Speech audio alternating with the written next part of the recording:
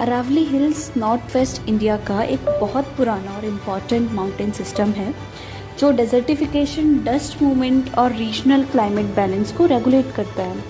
Recently एक order आया है जिसमें ये बताया गया है कि 100 मीटर से छोटी जो भी पहाड़ियाँ हैं उनको ख़त्म कर दिया जाएगा और इस ऑर्डर के अंदर 90% ऑफ द अरावली की जो पहाड़ियाँ हैं वो 100 मीटर से कम है, तो इसी ऑर्डर के अंदर आती हैं।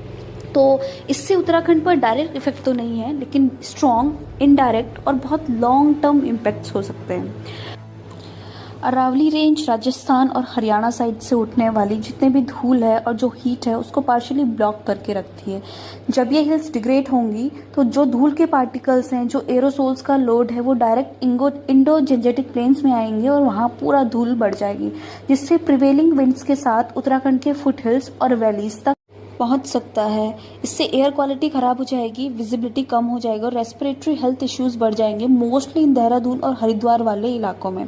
सो डस्ट और एरोसोल एटमॉस्फेयर में ऐसे बादलों का फॉर्मेशन करेंगे जिससे पूरी रेनफॉल की प्रोसेस ही डिस्टर्ब हो जाएगी।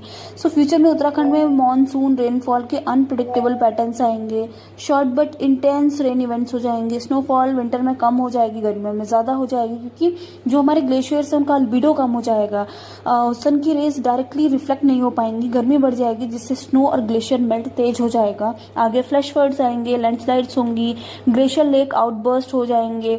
तो जो ऑलरेडी फ्रेजाइल उत्तराखंड के लिए बहुत सीरियस थ्रेट है हमारे लिए। ऐसी इफेक्ट बड़ी बातों के लिए जुड़े रहिए।